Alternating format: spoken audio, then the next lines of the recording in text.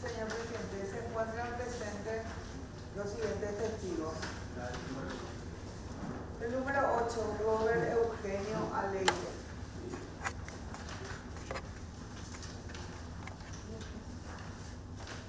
El número 22, Cristian Amarilla.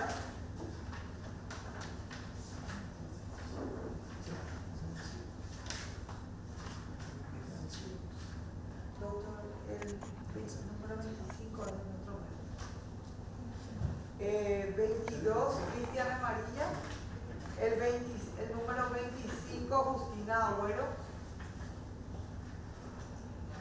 26, Aníbal Agustín Espínola.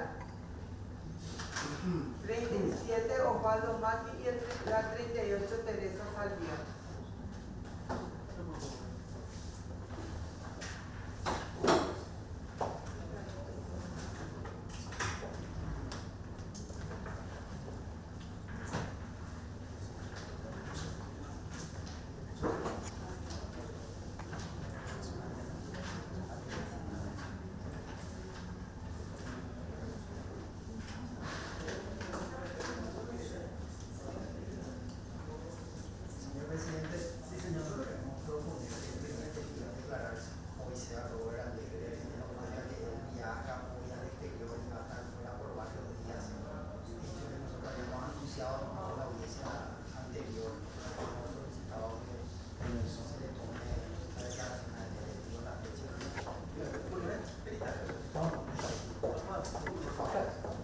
Adelante, por favor.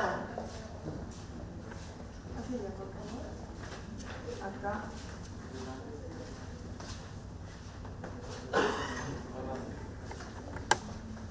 Señor no es testigo, ¿verdad? Sí. Buenos días, ¿Su nombre? Buenas tardes, para usted está llegando ahora. No cerca. Que se le siga al señor Francisco Javier Guerrero, a la señora María Selva Morillo de Díaz, que están obligados a conocerse con la verdad cuando saben sobre el hecho, sin, como se decía, agrandar ni explicar las cosas, que tengan relativa libertad en caso de que se pronuncien con falsedad. Entonces vamos a prestar juramento de rigor, vamos a empezar a tomar las declaraciones, como veo que son cuántos, entonces vamos a ver cuándo, si se les toma el día de la fecha o les avisamos para el día de mañana. Primero levante la mano derecha y cuidado con el tercer habla. Va a quedar el señor Robert Alegre y le vamos a citar enseguida en la brevedad a los demás. Adelante, por favor. Señor presidente, también se encuentra presente el señor Juan Hugo Rubén Leiva. Adelante, señor. Allí. Lleva la noche. Gracias, por favor. Buenas tardes, señor Alegre.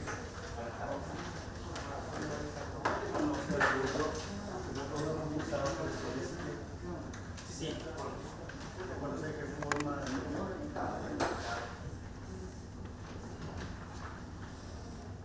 Yo tengo una relación laboral que nos une desde el ejercicio 2013-2014.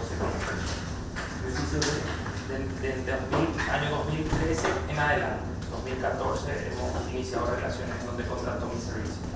¿Usted cómo? Estoy contratado en condición de contador y asesor en la condición de consultor para la firma que me pidió asesoría. ¿Le conoce a los abogados? A la doctora Natalia Silva, que es la fiscal, esta también la doctora Claudia Aguilera. No la conozco. Al doctor Vicente Baudo, el doctor Vicente González, está también el doctor René Martínez, el doctor López, que son los defensores. A ellos los conozco. Interés personal sobre el resultado de justicia. Simplemente dar la verdad y que conduzca a una justicia. Bueno, ¿qué es lo que sabe sobre este hecho? ¿Nos pueda relatar? Yo vengo en relación a los servicios que yo presto y vinculación acerca de unas testificales que me pidieron en su momento y aclaratorias en la interpretación del trabajo que está ceñido a la elaboración de las pericias, en donde afectan algunos criterios profesionales que sí me afectan. Entiendo que la fiscalía, la confesión por la fiscalía. Sí, señor presidente. ¿Tiene pregunta para el señor? Sí. Señor Robert Alegre, ¿contador de quién es usted específicamente? Actualmente, digamos, yo manejo un grupo económico en el cual soy responsable y estoy matriculado para ejercer esa profesión. Y soy contador del grupo económico 2 Beta Sociedad Anónima, ILF Sociedad Anónima, Canto Rodado Sociedad Anónima.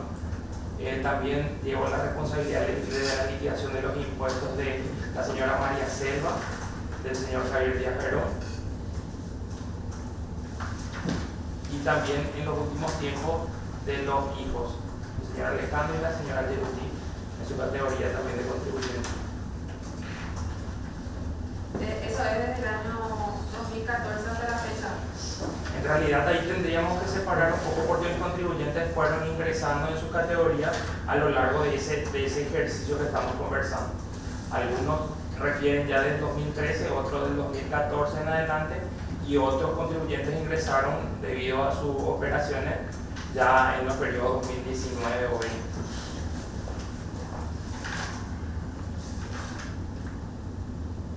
Licenciado, ¿por qué el señor Francisco Javier Díaz Verón no facturó ventas de ganado anteriores al año 2017? Bueno, primero tenemos que analizar el contexto de la particularidad que conlleva a ese sector y a ese rubro. En el ejercicio 2017 para atrás se denomina una categoría que controla esa actividad por el organismo de control, la Subsecretaría de Estado de Tributación. Se denomina IAGRO. Para aquel entonces, en esos ejercicios, existía algo natural en aquel entonces que las ventas de ganado y todo lo que involucraba en la enajenación de ese rubro no se encontraba impregnada en una factura porque no era algo habitual, digamos por lo normal, en donde se subsistaba. Generalmente estas operaciones se realizan en el interior del país, en donde no hay acceso a internet, en donde no tenemos profesionales que hagan liquidaciones en línea, y tiene la particularidad, y en esencia es algo natural en esos ejercicios, en el que las ventas de ganado se hacían por medio de guías de traslado y también con el monitoreo del ente regulador que es SENACSA. SENACSA, mediante un sistema de control, tiene un monitoreo en unas planillas de salidas de cuota o entrada de cuota, la denominan, en donde registran las entradas y salidas de los animales. Y esas salidas son consideradas ventas y esas son comunicadas mediante guías de traslado, que eran el elemento suficiente para determinar la enajenación de animales. Recordemos que si nos suscitamos después del 2017, hay modificaciones tributarias en la ley de reglamento fiscal, en donde sí modifica esa conducta, y si hoy miramos y apreciamos cómo eso se realiza, sí ya tenemos un sistema diferente, pero tenemos que asociar a lo que en aquel tiempo era la manera habitual y natural de hacerlo, sin ir en contradicción a ninguna disposición. Actualmente existe ya desde el 2017 en adelante, se aplicó hasta inclusive una retención sobre las enajenaciones del ganado vacuno, en el cual antes de hacer el movimiento de los animales para que la guía pueda circular con los vehículos de transporte, debería de contar con una retención que se aplicaba del 1.5 sobre la enajenación de la cantidad de animales que tenía que transportarse. Eso debía ingresarse de una cuenta de la Subsecretaría de Estado de Tributación, y con ese comprobante determinaba ya el inicio de la enajenación. Eso surge recién en el 2017 y a posterior empieza ya la facturación natural, que sí involucraba ya la operación entre las partes donde debían de emitir esas facturas. Naturalmente, si me concentro en la pregunta que me mencionó, la respuesta sería: no era facturado porque era natural entender que la operación estaba documentada y debidamente la operación se perfeccionaba con la guía de traslado, que posteriormente se liquidaba en el IRAGRO al cierre del ejercicio.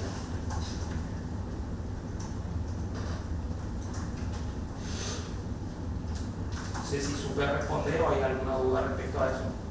Te voy a formular otras preguntas.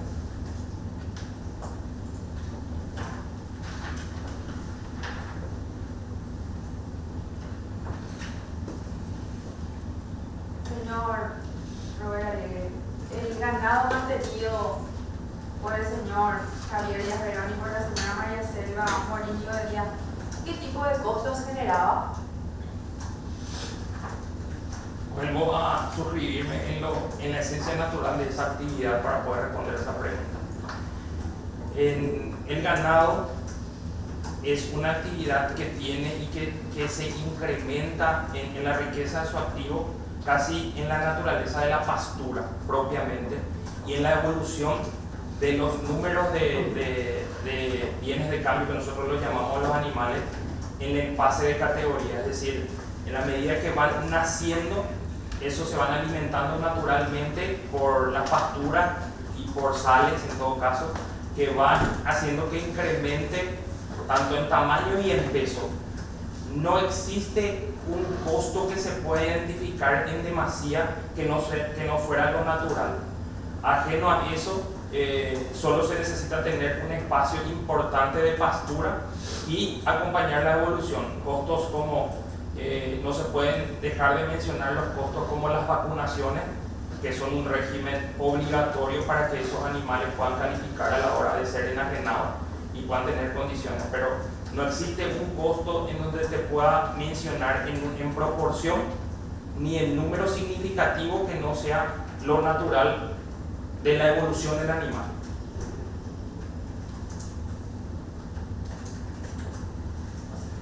O sea, usted está refiriendo que el animal solamente tiene gasto de vacunación, que no tiene otro gasto. No quiero limitarme taxativamente a eso. Desconozco si hubiera algún costo adicional a eso, pero puedo referenciarte que lo que accedía a documentación refiere vacunación, algunos piquetes, necesidades de cargar a lo sumo sales y pasturas. Más de eso no puedo señalar.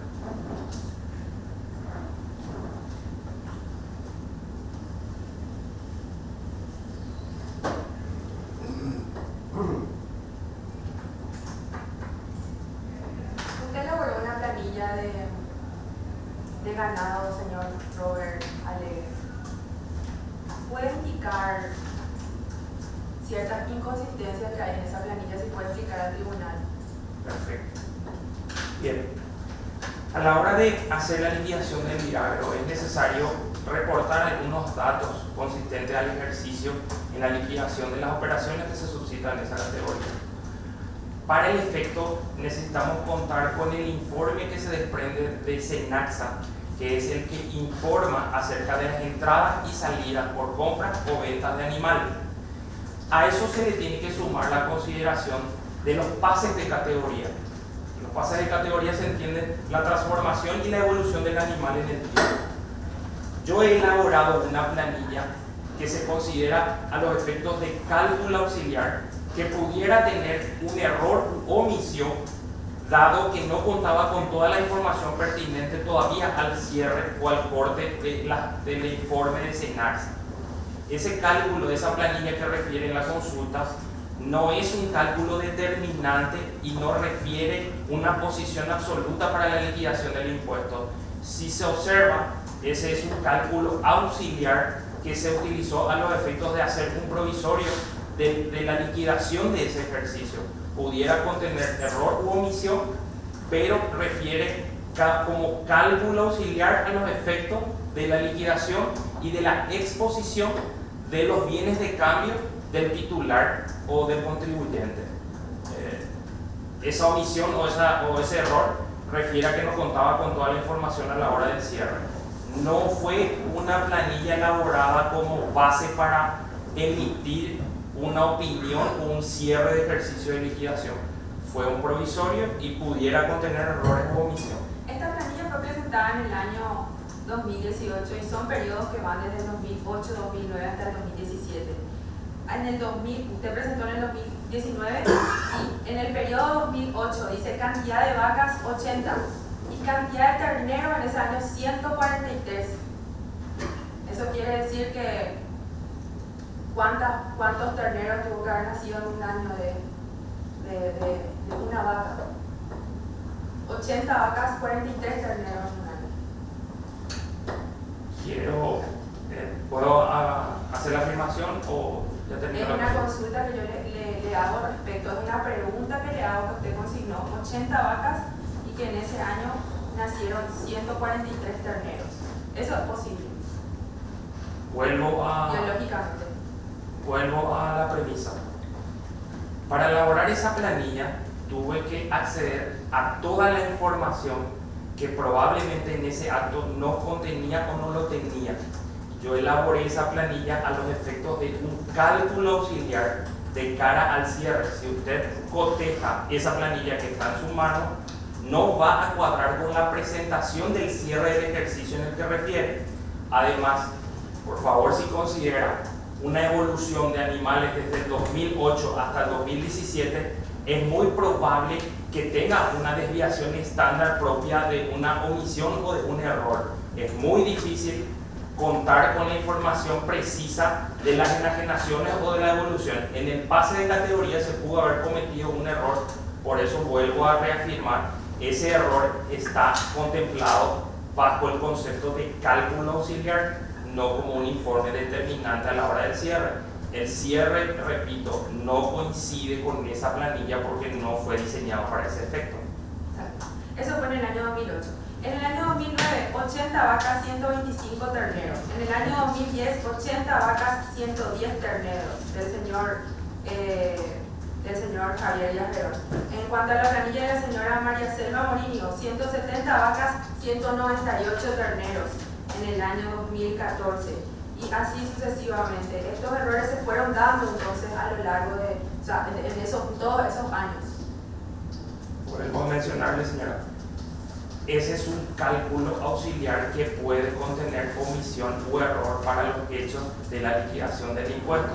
Y como es una evolución a lo largo de muchos tiempos, porque no es solo un ejercicio, los datos previstos en la planilla de cálculo carecen todavía de datos de la provisión que a posterior pudo haber llegado para el cierre del ejercicio. Esos datos provisiona Senaxa, y a mí por lo menos a la hora de terminar esa planilla probablemente todavía no estaban insertados en ese lugar.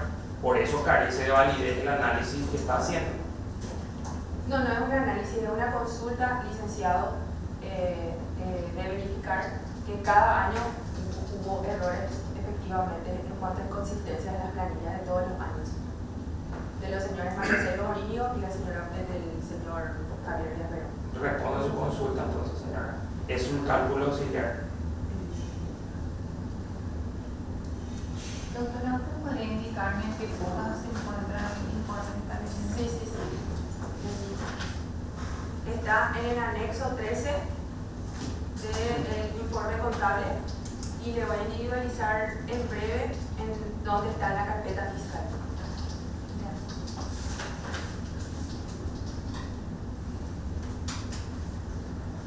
Licenciado, ¿usted sabe los costos de la compra de ganado, del precio de ganado, de la adquisición?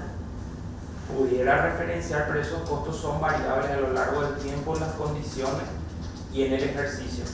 O sea, los costos de un animal no son fijos, corridos en el tiempo. Quiero que considere que en el ejercicio de mi profesión todo es número y no pudiera referirte en este momento cuál es el costo de un toro o cuál es el costo de una vaca. Sí, solo lo que puede contestar. Sí, si accedo a una información de una factura datada en el tiempo, te puedo confirmar si es o no un costo, pero no puedo hacer una afirmación o una aseveración en estas condiciones, y menos de algo tan sensible, ¿verdad?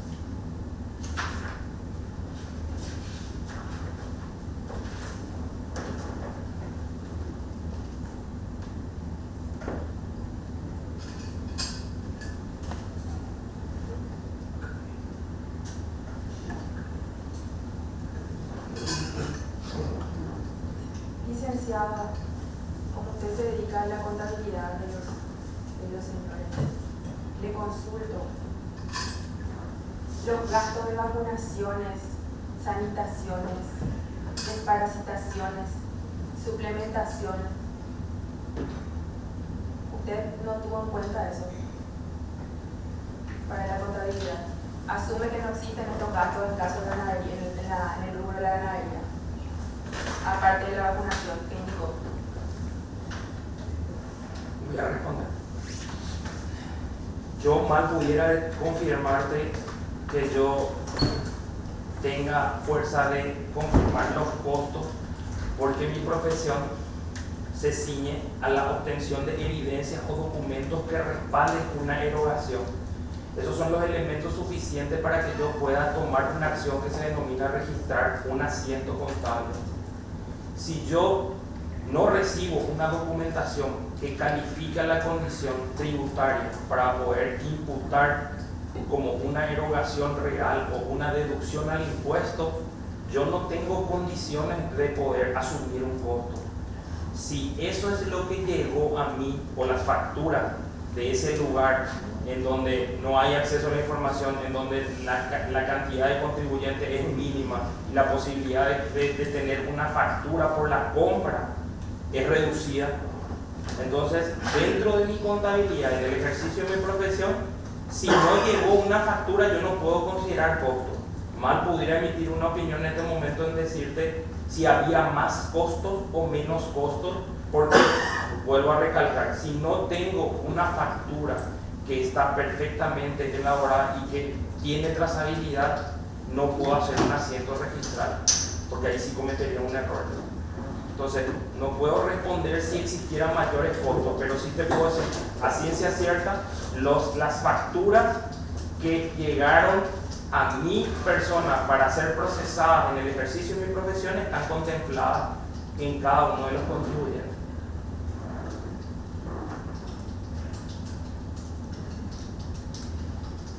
Señor Alegre, teniendo presente que usted está declarando bajo advertencia de no mentir ante el tribunal, le hago una consulta, una pregunta. Los señores Javier Díaz Perón y la señora María Selva Morillo de Díaz le solicitaron que usted modifique los montos en las planillas o en las consignaciones de las planillas. Quiero ser bastante claro con esto. Yo llevo ejerciendo mi profesión a lo largo de más de 15 años. Tengo un estatus ganado en la sociedad y soy asesor de empresas muy importantes dentro del país. Eso se gana con sacrificio, con conocimiento y con capacitaciones permanentes. Primero, en la relación profesional, cuando desarrollo con un cliente, no permito que nadie modifique mis principios, mis valores, y no doy lugar a ese tipo de juzgamiento hacia lo que estoy haciendo. Eso primero que nada. Y respondiendo concretamente a la pregunta que está haciendo, en ningún momento las personas hoy que me citaste, tanto el doctor Javier como la señora Maricela, han influenciado y ni siquiera han pedido, y en términos de jerga normal, se han entrometido en cuestiones propias de liquidación, y en ningún momento pidieron desasociar algo, modificar algo, incrementar algo o excluir algo dentro de los registros de operaciones, ni en ningún tipo de cálculo ni de planilla. ¿Y hace cuánto tiempo que usted trabaja con la familia de Alegre? Objeción, su señoría. Ya respondió esa pregunta al comienzo de su interrogatorio. Yo no tengo problema en graficar de vuelta si quieres para que se entienda el contrario. Ya respondió eso. Lo que quiero preguntar, entonces ustedes trabajan para todas las empresas de la familia de Alegre. Para un grupo. Yo trabajo, tengo una consultora donde tenemos 18 profesionales actualmente, tenemos 15 años de trayectoria en el mercado y tenemos 60 empresas llevando contabilidades dentro del país a lo largo de 18 años que estoy ejerciendo la profesión. Entre ellos, el señor que me contrató en su momento y la señora, y un grupo económico que está detrás.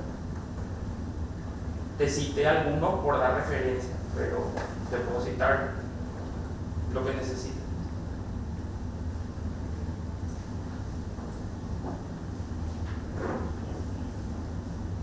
No tenemos preguntas, señor.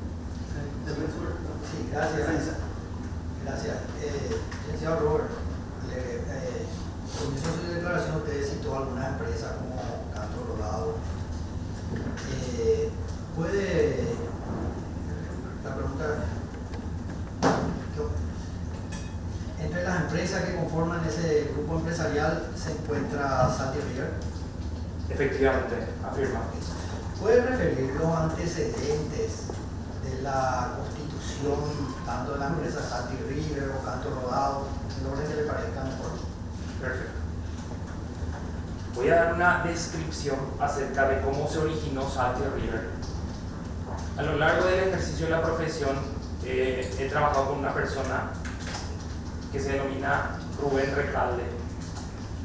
Trabajo para él hace más de 18 años y soy asesor personal de él en todo lo que tiene una red de empresas muy conocidas en el ámbito local y también hace exportación. Cerca del ejercicio 2013, finalizando el 2013 y en el año 2014, él me pide que arme un proyecto de inversión con un plan de negocio acerca de ver la factibilidad de crear un parque industrial en la ciudad de Limpio, Rincón del Peñón, kilómetro 26 y medio. Esa fue una reunión interna entre él y yo donde él me manifestó las intenciones que tenía de armar un negocio de proyecto, que en aquel entonces era un proyecto del parque industrial. Para el efecto necesitábamos contar con dimensiones importantes de tierra y nos parecía que el lugar era específico por lo que tenía entrada y salida y estaba distante a la población porque los parques industriales tienen características muy particulares para poder ser habilitados.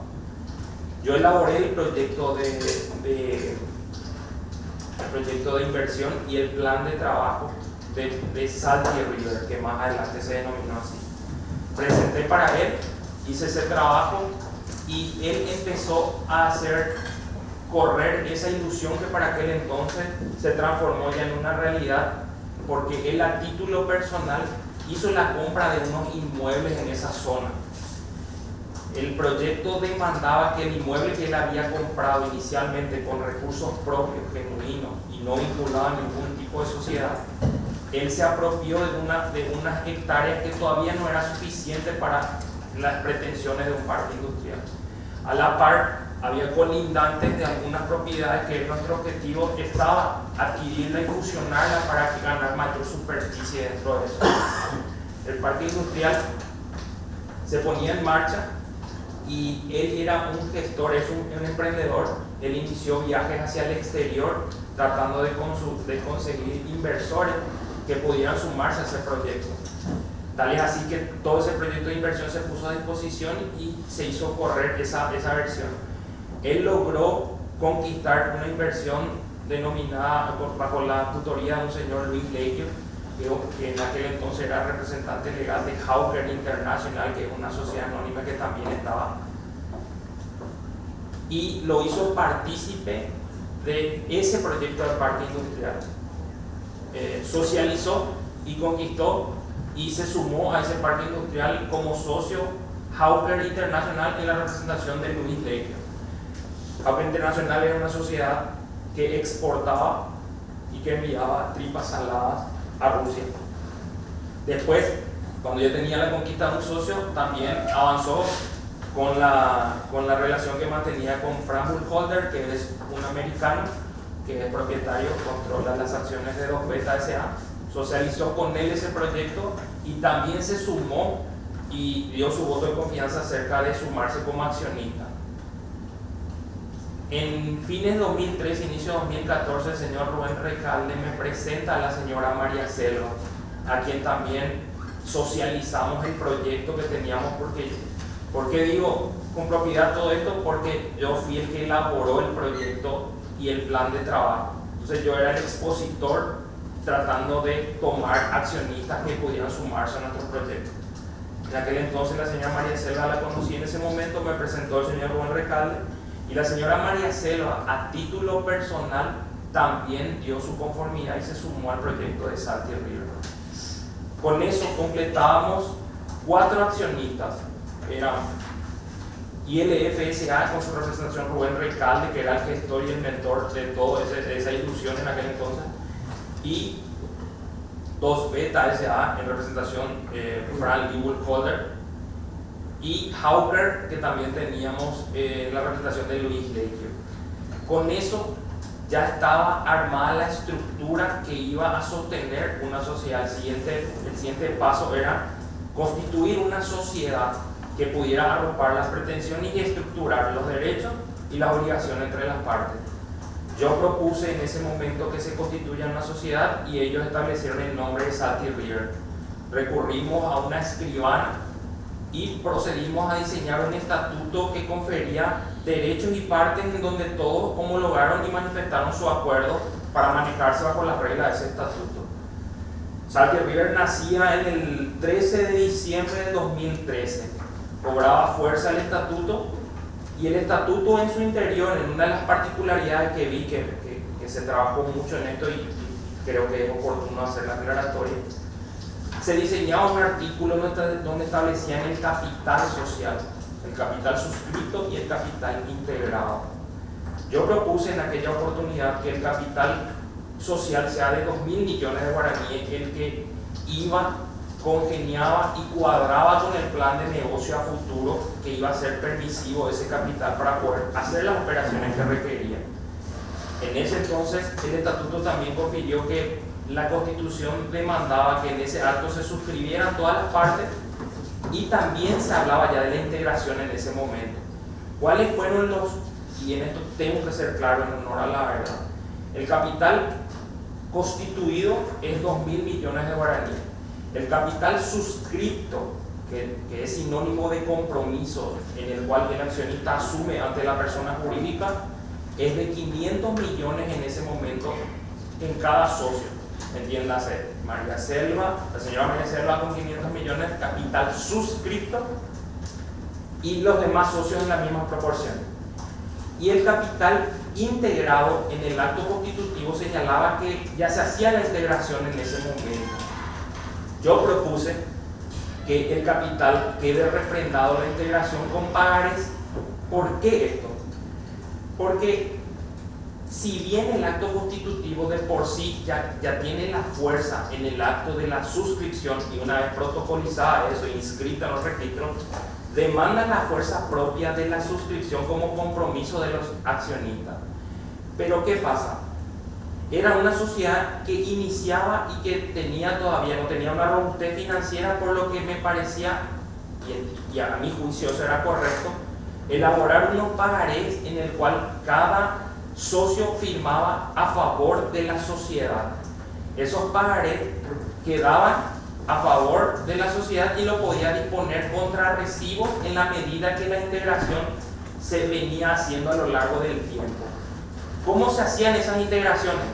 Esas integraciones respondían a un plan de negocio que determinaba un flujo financiero donde decía que para los 6 meses en adelante vamos a requerir 100 millones de guaraníes, como ejemplo, a los efectos de materializar los gastos de inversiones de la sociedad. Entonces cada socio en ese caso tendría que traer 25, 25 y 25. En ese acto se libraban unos recibos contra esa integración y se liberaban los recibos contra el pagaré que tenía. ¿Por qué el pagaré estaba presente? Cuando hacemos un acto de constitución, porque lo hago permanentemente, en las escribanías conocemos que las escribanías son sujetos obligados del organismo de control denominado CEPRELAP, a los efectos de precautelar que el fondeo o la integración de capitales que hacen las personas, tanto físicas o jurídicas, tengan un respaldo y una trazabilidad a la hora de hacer integración de capitales. En ese acto yo a la escribana le proporcioné los pagarés para que ella cumpla con ese requisito, y al no tener movimiento de divisa ni dinero en ese acto constitutivo, ella cumplía refrendando de que la integración se hacía con pagarés en ese acto. Así evolucionó Salty River, así se creó Salty River. Los pagarés estaban a la administración de Salty River y lo canjeaban. ¿Cómo se hacían esas integraciones? Esas integraciones se hacían en montos mínimos, 10, 12, 15, tengo los recibos si quieren observar, y se iban canjeando en la contabilidad contra la suscripción del socio. Esa fue la evolución de Salty River como tal, y eso fue lo que permitió, digamos, el andamiaje.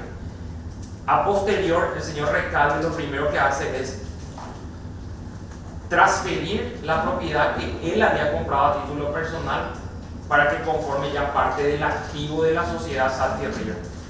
Ese activo ya tendría que ser consumado con los aportes.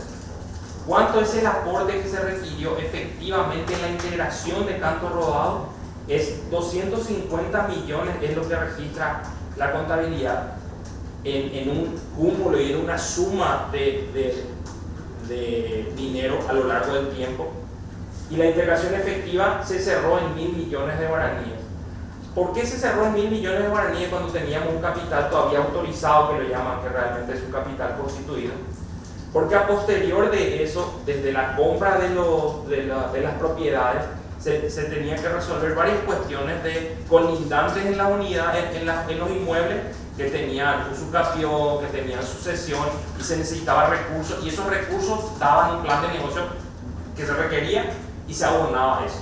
Entonces no fue de una sola vez, quiero dejar claro, y de eso quedó un capital integrado de 1.000 millones en Salty River, en donde posteriormente la señora María Selva, yo particularmente le sugerí que ella entre a integrar la sociedad de Salty River con una persona jurídica, de manera que esté en igual de condiciones con el resto de los socios. Ella hasta ese entonces lo había hecho a título personal como María Selva. Ahí nace la necesidad de contar. Ella tuvo eco esa iniciativa, y para no perder tiempo en la constitución, porque las constituciones de sociedades demandan un tiempo importante desde la consagración de su estatuto hasta las inscripciones, nosotros en Salty River quiero señalar esto de por qué el capital de 2.000 millones ya estaba integrado. Porque cuando arrancas con una sociedad y un capital te queda corto, no existe otro elemento que es la asamblea extraordinaria, que es la única que tiene facultades para modificar algún artículo de un estatuto. Para poder hacer, si yo hago un plan de negocio de 2.000 millones y constituyo inicialmente una sociedad con 500 millones o con 1.000 millones, yo en algún momento en el transcurrir del tiempo voy a requerir ampliar ese capital social. Ese capital, la ampliación demanda costos adicionales, tiempo, y te limita las operaciones dentro de un sistema financiero si estuviera operando. Por ese efecto el capital ya se señaló conforme al plan, y por eso se fue a 2.000 millones. Entonces, retomando la idea de cómo surge Canto Rodado surge de la necesidad del asesoramiento, de arroparse en igual de condiciones con los demás socios, y en ese acto la señora María Selva compra Canto Rodado, que ya era una sociedad que ya estaba a la venta por una consultora que se dedicaba a crear empresas. Era un negocio en aquel entonces crear empresas, porque para hacer una sociedad te demoraba fácilmente unos 4 a 6 meses. Sin embargo, si comprabas una sociedad articulada en un estatuto en el cual no participaste y en el cual no diseñaste un capital, ya te ganabas todo el tiempo de esos 6 meses y acomodabas con una asamblea los términos que te parecían. Entonces, yo sugerí y se compró una sociedad ya articulada que se denominaba Canto Rodado Sociedad Anónima, que los accionistas eran Caramanzón, y si mal no recuerdo. Ellos hacen la enajenación de sus acciones a favor de la señora María Selva, a favor de sus 2 hijos, tanto el señor Alejandro como la señora Yeruti. Ahí se desprende y nace Canto Rodado como tal, y Canto Rodado comunica a Salty River que él toma la esencia de las acciones en reemplazo a la señora María Selva, que hace una operación en donde una sede de enajenación por factura sus acciones y la titularidad se le comunica a la sociedad. Eso es con respecto a Canto Rodado, y Canto Rodado nace con un capital de 1.000 millones de guaraníes que se compra de esa forma, y en ese momento la enajenación de las acciones ya vinieron con un capital teóricamente integrado de 100 millones de guaraníes, que eran dos socios a 50 millones y a 50 millones cada uno. Entonces, esos enajenan y señalan que también ya estaba integrado algo dentro de la sociedad que rondaba los 100 millones. Hasta ahí, ese es el inicio de Canto Rodado. No sé si quiere que vaya a algo más a la pronunciación, a lo que aconteció de Canto Rodado. Sí, doctor, no, gracias. Bueno, respecto a Salty River, ¿cuáles fueron los gastos o las inversiones que realizó la empresa? Bueno, Salty River, una vez ya arropado con sus accionistas y con un estatuto ya en vigencia, lo primero que hace es reponer los fondos por la cesión que hace el señor Recalde del primer inmueble grande, y eso forma parte del activo de la sociedad y cobra ya fuerza el inmueble. Entonces, en ese sentido, la primera erogación importante es la compra de inmuebles. A posterior, también existe compras de inmuebles que son de menores metros cuadrados, pero que son colindantes, y hay erogaciones acerca de que cada inmueble que perseguía en ese proyecto tenían problemas jurídicos como sucesiones, usucapión, actos jurídicos que estaban interrumpidos. Entonces, para resolver eso se recurre a una asesoría jurídica, y eso hay una erogación importante también en ese sentido del apoyo para poder lograr. Entonces, la inversión es en tierra, en inmuebles, y a posterior, en el transcurrir del tiempo, allá por los 2017 y 2016, hay una mejoría en el cual se plantea también unos egresos en función a que se hizo movimientos de aperturas de acceso, alambrada, seguridad, desmonte, tras haber concretado una venta en el cual Salty River hace su primera enajenación del parque industrial, cediendo 1,5 hectáreas a la firma Dos Betas Sociedad Anónima, que fue una venta en el cual permitió establecerse a Dos Betas, que hoy es una firma muy importante con una capacidad, está en el top 10 de aportantes del país y está en el top 20 de exportadores. Es una empresa americana y exporta a los Estados Unidos. Señor, yo me acuerdo que sea más completo en sus preguntas, porque nosotros vamos consignando lo que preguntan las partes, y yo entiendo que usted explica de dónde viene todo eso, pero en vez de tener nosotros datos concretos, nos confunden más, ¿entiende? Sí, entiendo. Necesito graficar nada más, no sé, Y nosotros después vamos a verificarlo, entonces necesitamos esas precisiones que ellos quieren resaltar con su declaración. Bueno, las inversiones están dadas en inmuebles, en erogaciones que forman parte del gasto por las mejorías, y en la enajenación que hizo la empresa Salty River a favor de Dos Betas, que permitió el fondeo de eso. Correcto. ¿Recuerda la cantidad total de superficie de los inmuebles adquiridos por Salty River? Si mal no recuerdo, actualmente el total son 26 hectáreas situadas en Rincón del Peñón. Correcto. En el 2026 Salty River tuvo ingresos, perdón, 2016. ¿Perdón? En el 2016 Salty River tuvo ingresos. Sí, justamente estaba ¿Qué constituyó señalando. el ingreso? Estaba señalando que el ingreso de Salty River está basado en la enajenación y en la venta de 1,5 hectáreas de aquellas que cité a favor de Dos Betas Sociedad Anónima por un valor de $400,000, en el cual permitió asentar la firma Dos Betas S.A., que hoy es realidad, y estaba justamente donde me estaba señalando. Esta venta de inmuebles fue facturada por Salty River. Claro, naturalmente, esa fue facturada, fue liquidada los impuestos de IVA, se tributó el IRE en su momento, y forma parte de la contabilidad en ambas partes, tanto de la persona jurídica que enajena y de aquella que también cobra. Correcto. Y esa factura está vinculada a un contrato de compra-venta, licenciado. Claro, hay un contrato de compra y venta que establece la enajenación y articula los derechos entre las partes, y no se encuentra aún titulado. ¿Por qué?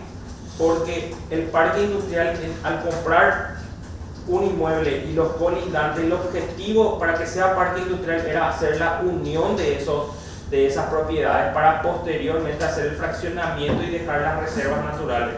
Eso hasta la fecha no fue posible por una cuestión de disputa entre catastro y alguna cuestión administrativa propiamente. Entonces el contrato señala que se factura en ese momento y que al finiquitar el proceso que tiene que ver con la matriculación, con las cuentas catastrales, será emitido el título y la transferencia del bien. Correcto. Don Beta tomó posesión efectiva de esa fracción de 1,5 hectáreas que le vendió Salty River. Desde esa fecha, Dos Beta hizo una inversión enorme que ronda más de 10 millones de dólares, donde está actualmente su planta industrial y tiene más o menos 500 funcionarios activos hoy. Okay. ¿Qué produce Dos Beta dentro de esa fábrica? Dos Beta es una firma basada en accionistas americanos, en el cual se genera PET, lo llaman, que son los huesos para perros que se exportan a Estados Unidos y lo hacen en volumen importante y onerosamente en montos importantes. Tiene el mercado americano y hacen exportaciones de eso. Eso se hace a base de cuero. Ellos compran cuero y algunos insumos y eso lo transforman en hornos eléctricos igual que un hueso, y eso se empaqueta y se cumple con certificaciones de Estados Unidos y se exporta. ¿Sabe el nivel de facturación de la empresa Dos Beta anualmente? Sí, hay una facturación importante, no quiero referir monto por una cuestión de protección también a los accionistas, pero es un monto importante. Para darte una referencia, ellos están entre los 10 mayores aportantes del fisco, pero por una cuestión de secreto en la profesión y por resguardar la seguridad de mis inversionistas, no quisiera emitir ese tipo de Licenciado información. Robert, ya dio referencia sobre Hawker y sobre Dos Beta. ¿Qué puede decir sobre ILF, que es otro de los socios de Salty River? Bueno, ILF tiene, digamos, compatibilidad en toda la gestación de ese trabajo, porque ILF se basa en el trabajo, en el tratamiento de cuero, como el curtido de cuero que vendría a ser la materia prima para la elaboración de Dos Beta. Entonces hay una relación bastante trabajada, amplia, entre uno de los productos ILF trabaja en esencia de eso y eso permite aprovisionar. Y en el inicio de la relación comercial, Dos Beta estaba, digamos, fusionado con ILF en sus inicios. Después se desprendió y Dos Beta es lo que es hoy y ILF tomó su camino. Correcto. Licenciado Robert, ¿hubo algún ajuste en la contabilidad o en el balance de Salty River en el año 2017? Sí hubo. ¿En qué consistió y cuál fue el motivo? Bueno, voy a intentar ser concreto. En el año de la creación de la sociedad, el capital que señalaba el estatuto hablaba de un capital constituido de 2.000 millones de guaraníes y una integración en ese acto, así señalaba el protocolo. Eso a mí me obligaba a materializar en la contabilidad bajo la cuenta caja contra capital. Y eso se transportó en el correr del tiempo con un saldo abultado en la cuenta caja, pero cubierta con los pagarés que estaban en la administración de la sociedad. Eso inició en 2013 de esa forma, el estado financiero 2014 se cerró en esas condiciones, el ejercicio fiscal 2014, 15 hasta el 16. En el año 2016 participé de varias capacitaciones y en el Colegio de Contadores veníamos administrando ya la posibilidad de una modificación de la ley tributaria y recuerdo que en la ley 6380 en su artículo 40 ya había una proforma donde establecía la implementación del IVU, que era un impuesto que iba a gravar utilidades y retiros de dividendos, que no estaba presente para aquel entonces. Y en su artículo 40 señalaba que en la entrada de vigencia de eso, señalaba que la cuenta caja iba a ser objeto de control dentro de las contabilidades de los contribuyentes. Y si se encontraba que la cuenta caja en un arqueo físico del saldo que exponía era superior al 10%, iba a constituir la base imponible de poder aplicar el IVU del 8% a esa desviación. Entonces, cuando yo vi eso, recurrí a la señora María Selva para ponerla al tanto de que eso significaba un riesgo de que la cuenta caja esté abultada y nosotros teníamos los pagarés, pero si eventualmente cayéramos en un control, eso iba a determinar una multa con respecto a ese monto. Entonces pedí a la sindicatura, que es el órgano competente para poder delimitar acciones de esa naturaleza, y la sindicatura hizo una reunión de directorio y comunicó eso y me provisionó de un acta de directorio donde me pedía que haga la corrección del capital.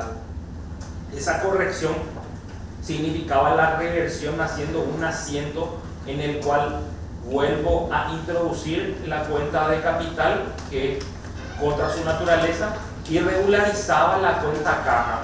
Para el estado financiero 2017 ya se observaba en los estados financieros de que el capital quedaba pendiente de integración y la cuenta caja quedaba regularizada al monto que debía de exponerse.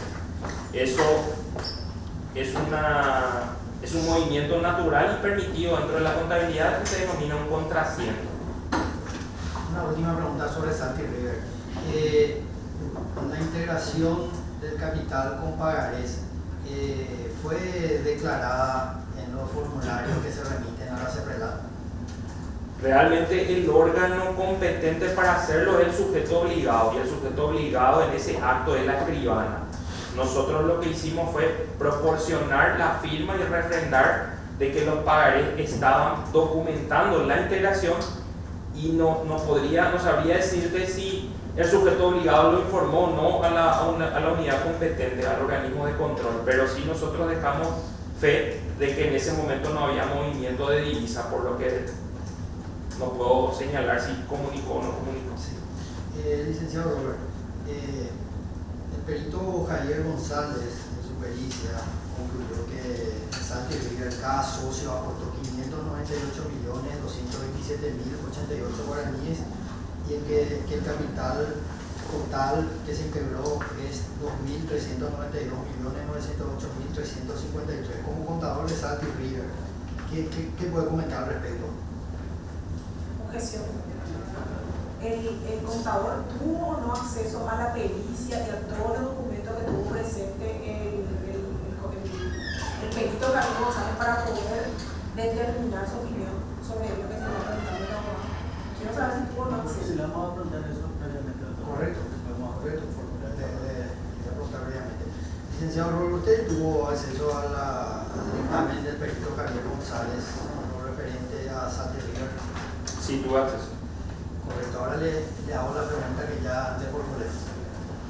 Bueno, yo puedo responder con propiedad desde la ejecución de mi profesión. En el registro contable refiere que la integración efectiva de Santi River suman 250 millones por cada accionista, que da un total de 1.000 millones de guaraníes, más los fondos que sí ingresaron a Santi River tienen que ver solo con la enajenación, es decir, la captación de capital, la integración efectiva de 250 millones en cada accionista y la enajenación que hizo Santi River por la venta de un inmueble.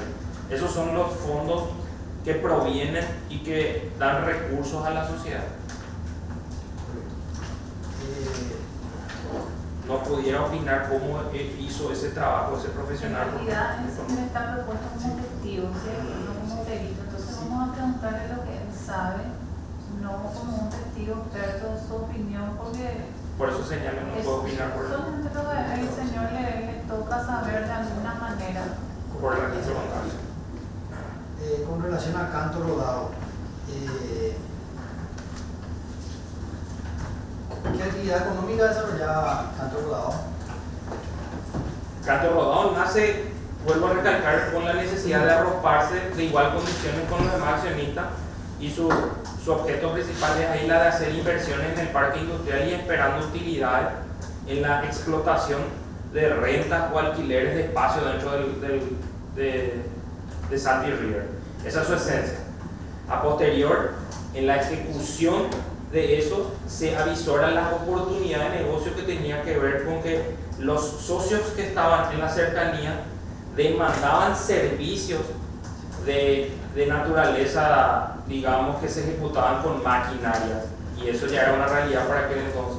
Entonces Canto Rodado propone hacer una inversión en compra de equipos de máquinas pesadas y prestarle ese servicio a los socios que ya lo conocían. Eso significaba se compró un tractor, se instrumentó varios elementos al tractor, como ser una traila, limpieza, equipos, implementos que se adicionaron, y permitió ofrecer un servicio a los demás socios en la elaboración de piletas para tratamientos de residuos que se desprendían del ILF, por ejemplo, en el tratamiento del cuero, limpieza de todo el parque industrial, el parque Salty River propiamente, que era parte de donde se hacían trabajos, y prestaba servicio a todos esos accionistas también, a esos socios. Correcto. En cuanto al capital de Canto Rodado, ¿qué puede informar, licenciado Roberto? No sé si la pregunta puede ser así concreta. El capital actualmente de Canto Rodado. En su constitución, ¿cuál fue el capital? ¿Cómo se integró? ¿Si hubo ampliación de capitales? Sí, el capital de Canto Rodado arranca con 1.000 millones, que es una sociedad que se compra en esas condiciones y con un estatuto ya heredado. A posterior, Canto Rodado toma participación en Salty River y se presenta también la oportunidad de participar en una sociedad que se denomina Aguaceros S.A., que en aquel entonces Aguaceros S.A. estaba diseñado para trabajar como una curtiembre que iba a procesar elementos de cuero y compañía. Aguacero, inicialmente sus accionistas eran 2Beta S.A. y LF S.A., 50% y 50%. Esas empresas habían hecho ya una inversión y una integración de capitales genuinos, y cobró forma ya en la empresa, en donde compraron equipos para curtido de cuero, fulones, una serie de herramientas propias de la naturaleza de la curtiembre. Pero el señor Frank Burkholder, que era representante de 2Beta, al comprar la propiedad de Salty River, él logra calificar para un préstamo muy importante en el sistema financiero y pierde el interés, o digamos, él explicó que no iba a tener más tiempo para dedicarse a Aguacero y se concentra solo en su proyecto, que es 2Beta S.A. Entonces, en ese momento, él pone en oferta sus acciones que ya se encontraban integradas, y la señora María Selva manifestó interés sobre eso. Recuerdo que la operación daba una cifra de 1.000 millones de guaraníes, que era el 50% del señor Frank Burkholder, en este caso 2Beta, y la señora María Selva le hace una propuesta en la que le abona 250 millones de guaraníes por la compra de ese paquete accionario, y firma un contrato en el cual se compromete a pagar en un plazo, inicialmente en un plazo corto. Y en eso Canto Rodado entra a participar también en otras empresas, que era Aguacero S.A. No sé si pude responder. Sí. Ahora le pregunto, ¿tuvo aumento de capital la empresa Canto Rodado y en qué circunstancias se dio? Efectivamente, el hecho de que la sociedad tenga un capital autorizado constituido de 1.000 millones no permite que el activo que estaba previsto en la proyección que estaba haciendo con la compra de Aguacero, en el cual el capital de por sí ya era 1.000, tendría que arroparse en el patrimonio permisivo para poder hacer esa operación. Eso requirió la necesidad de hacer una asamblea extraordinaria que modificaba el artículo del capital, ampliándolo de manera a poder recibir la posibilidad de integrar en el activo de la sociedad esa nueva inversión. ¿Cuántos aumentos de capital social tuvo Canto Rodado? Uno solo. Uno solo. ¿Cómo se dio la integración de ese aumento de capital? Ese capital no fue integrado, ese capital quedó aperturado y constituido de manera tal que si el proyecto avanzaba tendría que ser integrado a posterior. Era un capital permisivo a las pretensiones que se tenían en aquel entonces. Lógicamente, después de todo lo acontecido, Aguacero quedó en quiebra. No, yo le preguntaba por Canto Rodado. Por Canto Rodado, ¿cuánto fue el capital efectivamente integrado? 1.000 millones de guaraníes. Y respecto a la ampliación de capital, ¿cómo se integró? No se integró esa ampliación de capital porque porque esa integración de capital era necesario solo para iniciar la operativa de compras de acciones de Aguacero, que a posteriori iba a ser incluido como parte del activo. En el caso de Canto Rodado, los socios accionistas no firmaron pagarés a la orden de la sociedad. Sí firmaron. Siempre se mantuvo un criterio uniforme en cada emisión y en cada ampliación de capital. Estuvieron presentes los pagarés que respaldaban la integración pendiente. En cuanto a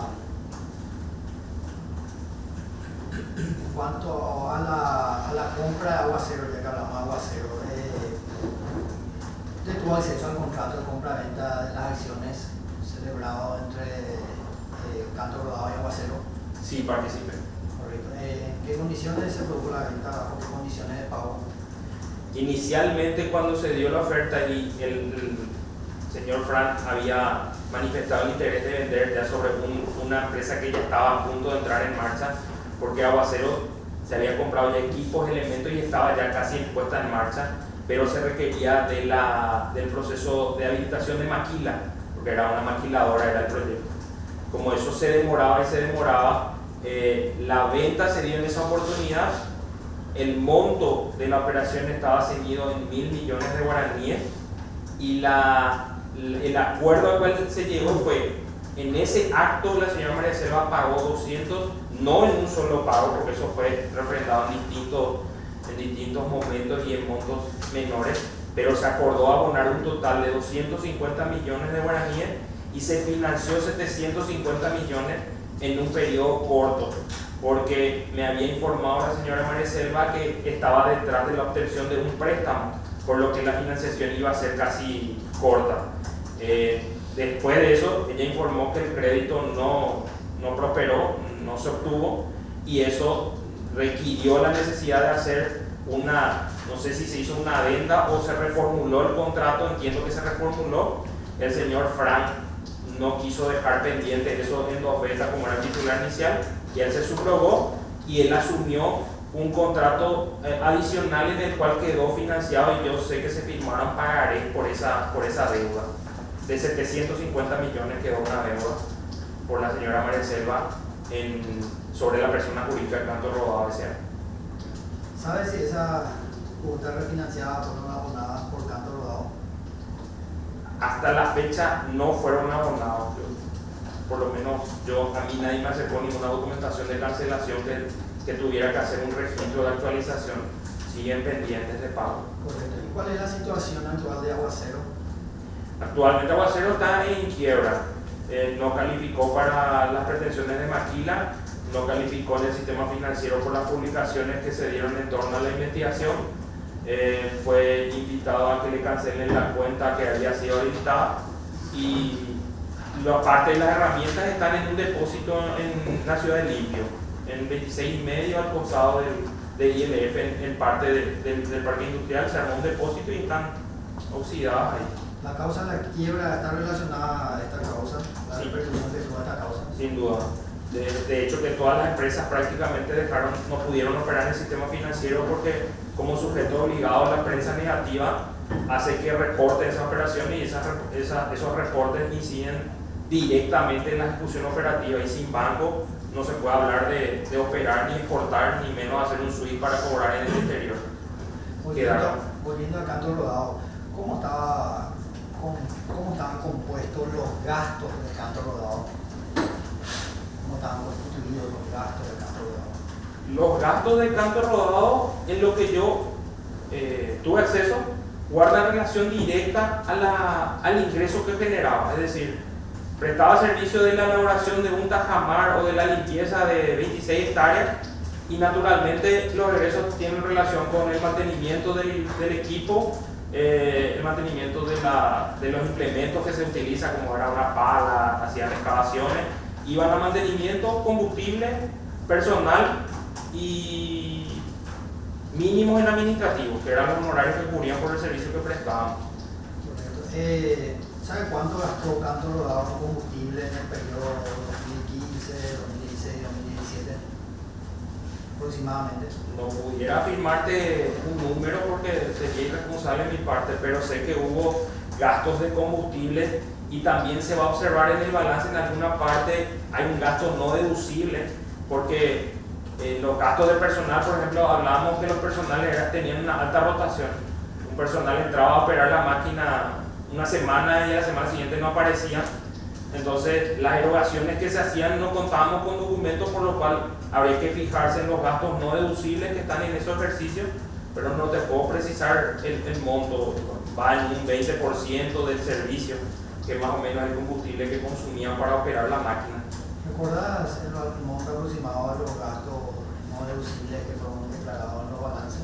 Y vagamente te puedo decir que en algunos ejercicios, un ejercicio fue alto y ronda los 200 millones más o menos de gastos no deducibles.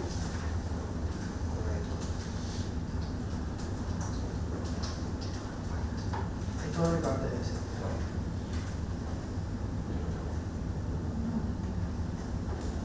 Muchas gracias, licenciado. Muy amable, gracias. Se puede poner el tiempo, muchas gracias. Muy amable.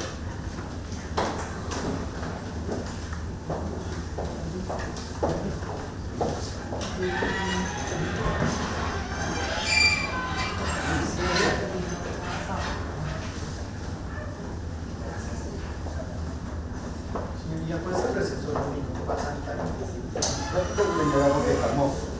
Adelante, por favor. Vamos a proseguir.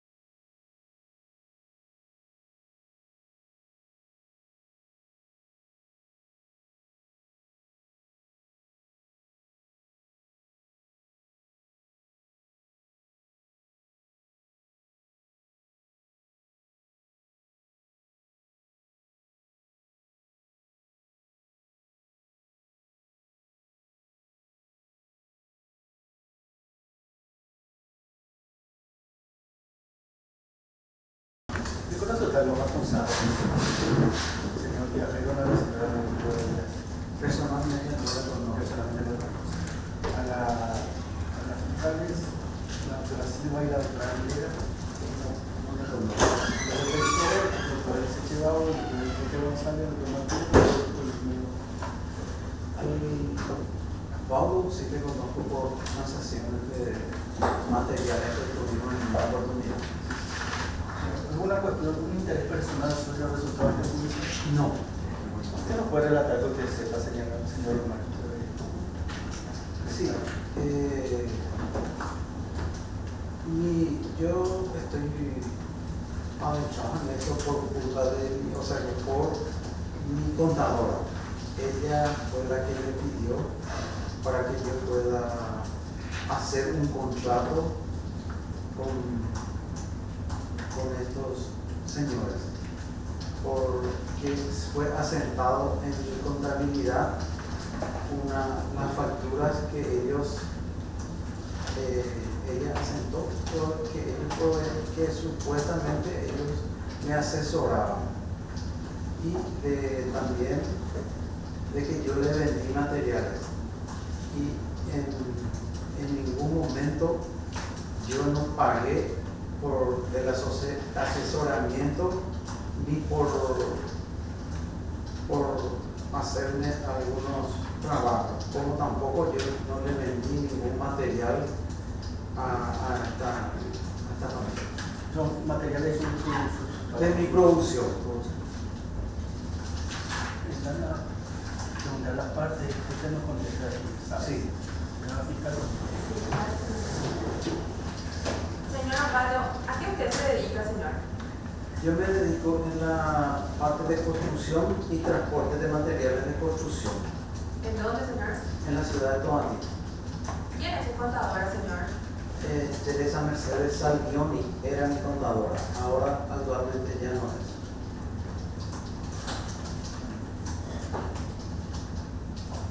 Entonces, señor Osvaldo Naki, ¿usted nunca contrató como abogada a la señora María Selva Morillo?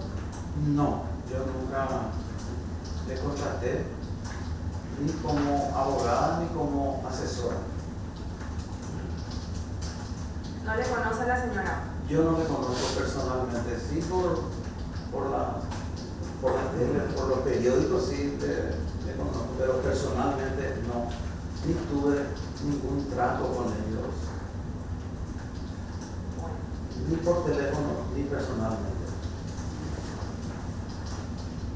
Señor, le pregunto, ¿usted le pagó el 24 de abril de 2013 a la señora María Selva por honorario profesional por constitución de SA 44 millones de guaraníes?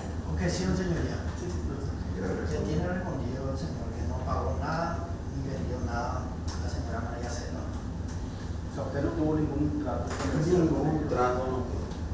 Señor presidente, respecto a la objeción de la defensa, estos son pruebas y son varios documentales y hacen relación al hecho y a los documentales y a las pruebas ofrecidas. ¿Hay alguna firma, señora, ahí o de la Son facturas emitidas todas a nombre del señor Osvaldo Mar. Y así como también un contrato de prestación de servicios. No, de hecho ya vemos que por los anteriores clases testimoniales estamos viendo que esa es la temática, entonces no obstante el tiempo que nos lleva, nos hacemos lugar a la objeción en ese momento, pero siempre controlando de que este documento está siendo controlado por ustedes, por la parte en general. Señora fiscal, ¿cuál es la pregunta? Voy a decir, el 24 de abril de 2013, señor, hay una factura por honorario profesional expedida a su nombre, factura de la señora María Selva Morillo, por 44 millones de guaraníes. ¿Usted pagó ese dinero? No pagué yo ningún guaraní a la abogada María Selva. El 31 de mayo de 2013 hay otra factura expedida a su nombre que obra en el tomo 10 del cuaderno de investigación fiscal, por control de obreros, factura número 256 de 45 millones de guaraníes. ¿Usted pagó esa suma de dinero a la señora María Selva? No pagué ningún guaraní, no.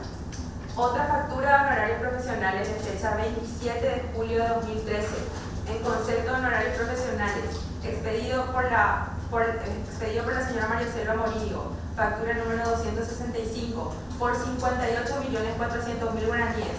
¿Usted le pagó esa suma de dinero a ella, señor? No. Factura de fecha 31 de agosto de 2013, número 270, obrante en el tomo 10 del cuaderno de investigación fiscal por honorarios profesionales, 49.500.000 le pagó, señor. No.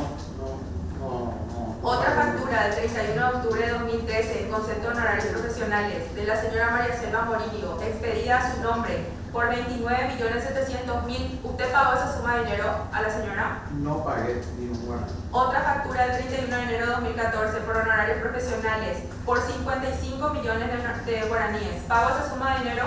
No. Otra factura del 13 de febrero del año 2014 en concepto de honorarios profesionales por 80 millones de guaraníes. ¿Pagó esa suma de dinero? No pagué. Otra factura del 31 de marzo de 2014 por honorarios profesionales expedida, factura de la señora María Selva Morillo, número 28, 20 millones de guaraníes. ¿Pagó usted esa suma? No pagué. Factura del 30 de abril de 2014 por honorarios profesionales, factura número 36, 10 millones de guaraníes. ¿Abonó esa suma a la señora María Selva? No pagué.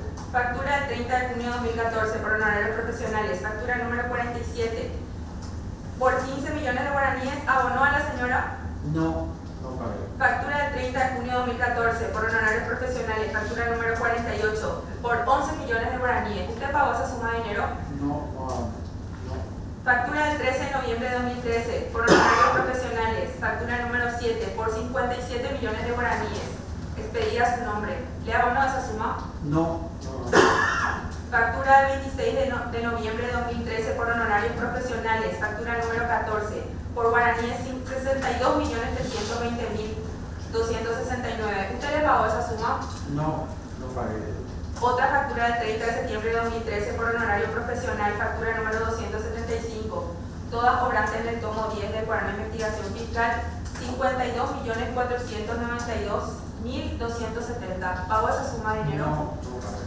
Señor, hay facturas expedidas a su nombre de la señora María Selva Molino por 589.412.539. ¿Usted le pagó esa suma de dinero a la señora por honorarios profesionales?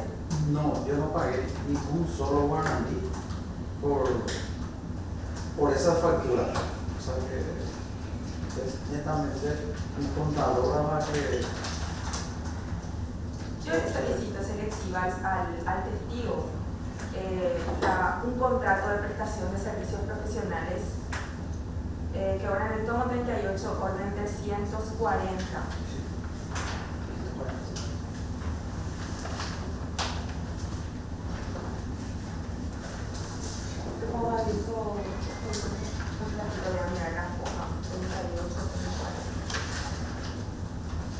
Orden 2, orden 340. 326 y 327 la página. La foca sí, la 326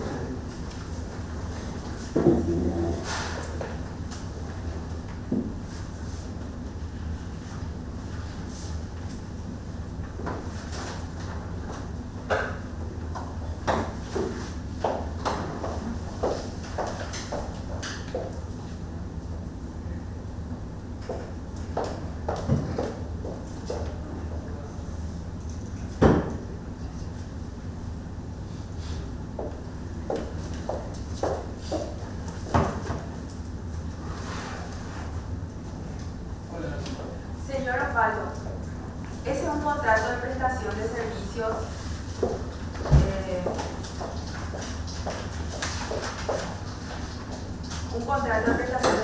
si puede mirar el documento, señor. Es de fecha, dice fecha 6 de noviembre del año 2012, que tiene su firma y la firma de la señora María Selva Morillo. ¿Y usted recuerda ese contrato, señor? Si puede explicar al tribunal.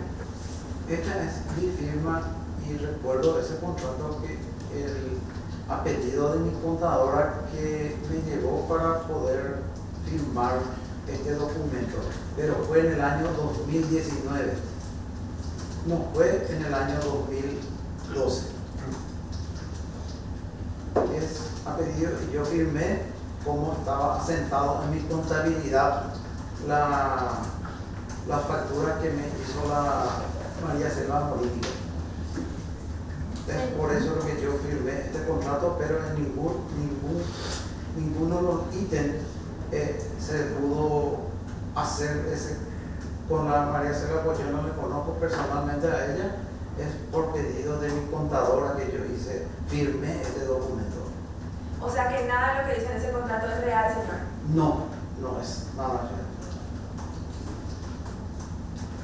Porque ese es un contrato de prestación de servicio donde supuestamente la señora María Selva es su abogada de forma indefinida y también le prestó servicios en una causa. El señor dijo al principio, acá tengo anotado, que su contadora le fundió porque puso en su contabilidad que él tenía un contrato de asesoría por parte de ellos y que también él le vendía materiales y que nunca le vendió materiales y que nunca recibió asesoría y que nunca le pagó nada a ellos. Así es, ¿verdad, señor? Sí, así mismo es. De mi contadora, por pedido de mi contadora. Ya, claro, Sí. Señor, cuando la contadora le llegó para hacer firmar, para que usted firme el contrato, ¿qué le dijo a usted para ¿qué le comentó?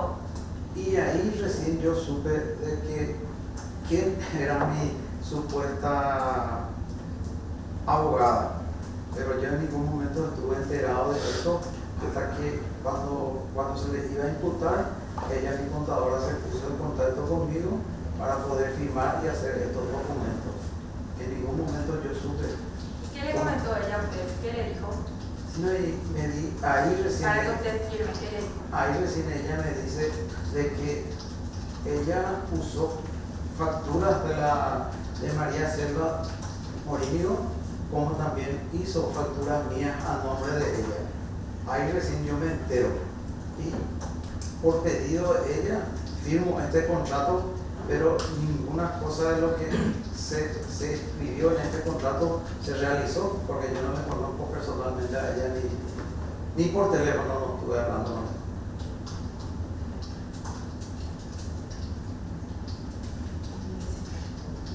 Entonces, señor, la firma de este contrato se dio en el año 2019, ¿verdad? En el 2019 me llevaron en mi propio lugar de trabajo para poder firmar. No tengo más preguntas. Sí, es una pregunta al señor Marchi.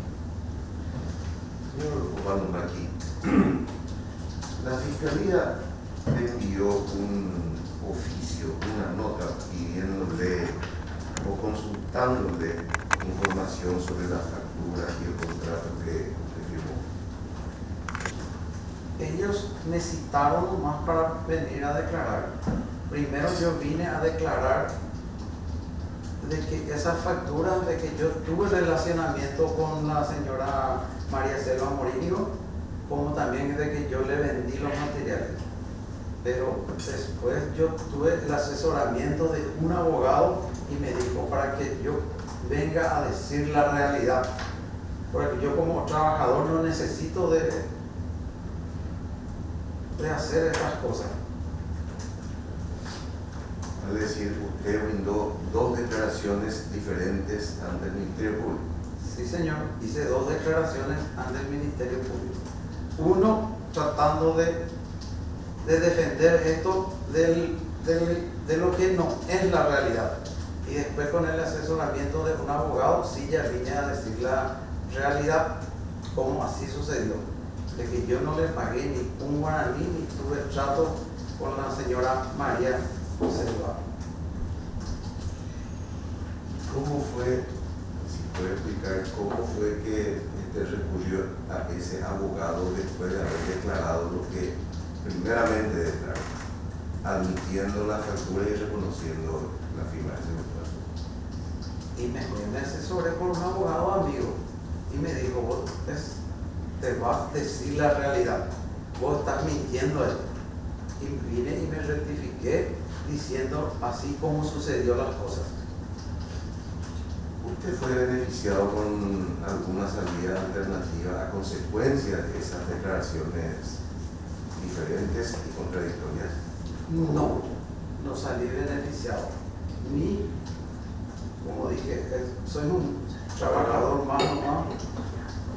Una pregunta, voy a tratar de ser más específico y simple, ¿verdad? ¿A usted se le dio alguna salida procesal por haber venido a declarar de manera diferente 2 veces para evitar ser procesado posteriormente? Por una parte, se me iba a imputar también a mí. Y ahí sí mi abogado me decía, anda a decir la realidad, así como sucedió. Y eso fue lo que yo realicé. ¿Cómo usted sabe que se le iba a imputar? Y se me iba a imputar porque yo vine a defender algo que no fue cierto y de que no era real. No es cierto estos contratos y eso. Y me podría perjudicar a mí en forma personal como en mi trabajo. Y esa suma esa cantidad de dinero no iba a luego poder después justificar, porque no gano yo así como así como me facturó mi contador. ¿En la fiscalía alguien le advirtió de que podía ser imputado por esa primera declaración? No, en la fiscalía nadie me advirtió, solamente con un asesor, con un abogado amigo, que te podrían imputar, no sé si me expresé mal o que me podían imputar, que me podían meter también en el proceso. ¿Por qué? Porque es una cosa de que lo que yo no hice se estaba escribiendo acá y era indefendible estas cosas que yo firmé. Señor Maki, por esa rectificación, por llamarle de alguna manera, el Ministerio Público requirió lo que se llama la aplicación del criterio de oportunidad para que usted no sea imputado. La parte jurídica no sé, no entiendo bien porque no soy abogado ni estudio, pero es como repito y vuelvo a repetir otra vez, un abogado amigo me sugirió para que venga a decir, para que me rectifiquen.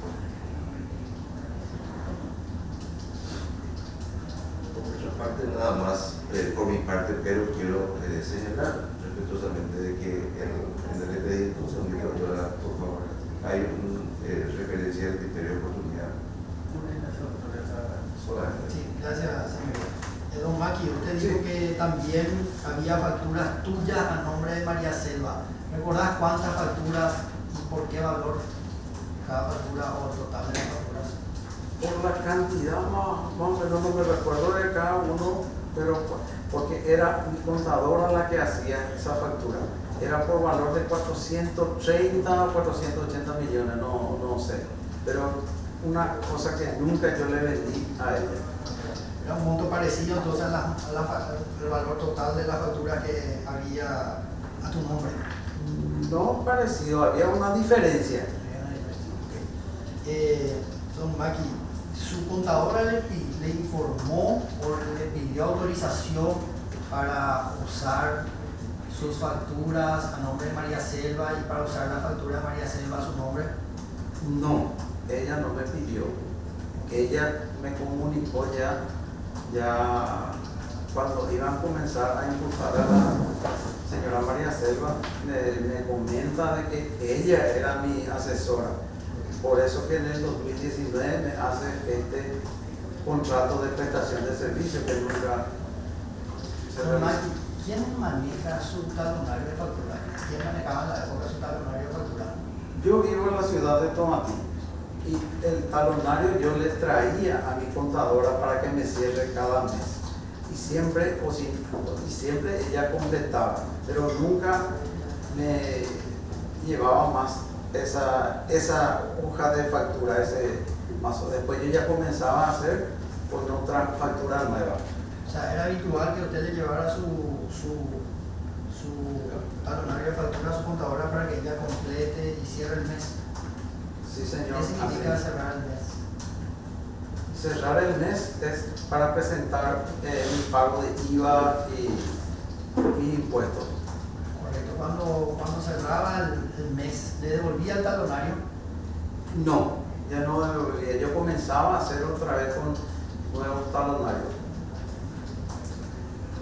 ¿Usted recuerda la secuencia de fechas que le señaló la fiscalía? Había pagos prácticamente mensuales. Usted dice que esos talonarios a los cuales corresponden esa factura no se le devolvía a usted. No se me devolvía. Además de eso, van a ir viendo que las facturas no fueron hechas con mi puño y letra.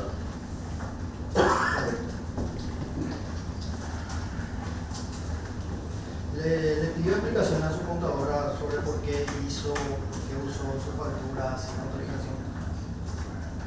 Y ya después de que para poder, me pidió para que firme, después le pedí explicación, pero ya no me pudo explicar y justamente después ya ella dejó de ser de mi contadora porque me dijo que iba ya a dejar de llevar la contabilidad y como también a mí me hacía difícil de traer mis documentos hasta la ciudad de Asunción y conseguí un contador de la ciudad de Tomatí. Una última pregunta, don Maki.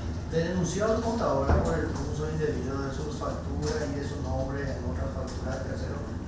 No le denuncié. ¿Por qué? Y porque eran amigos y no, creo que no correspondía ya, lo hecho está y creo que ya no correspondía eso. Sí, una última pregunta, señor Maki, por favor. Usted señaló que existía una diferencia entre las facturas a favor de la señora María Selva Morillo y las facturas por las ventas de los materiales, ¿verdad? Sí. Esa diferencia tuvo que haber generado un impacto en el pago de IVA. ¿Usted consentía pagar más de IVA? No, es lo contrario. La señora María Selva me facturaba más, o sea que mi contadora facturaba más lo que le daba María Selva Morillo que lo que yo hacía en mi factura en las ventas de materiales. O sea, usted fue beneficiado entonces por eso.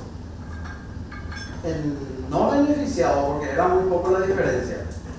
Gracias.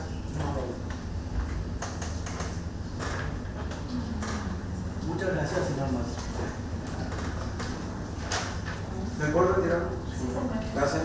Por acá, señor. Doctor.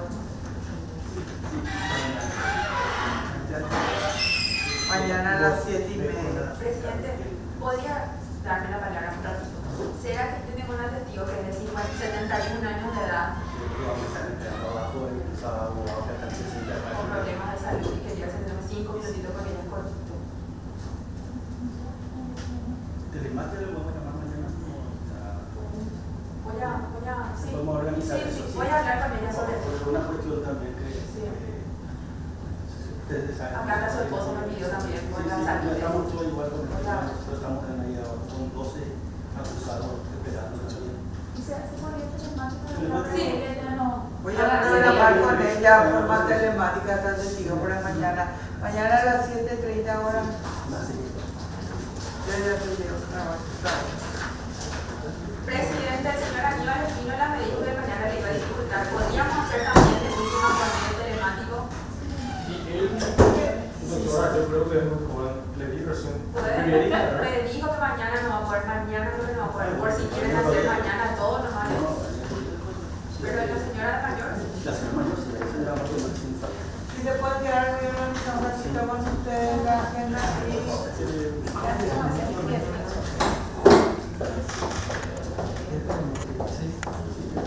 doctor Castillo.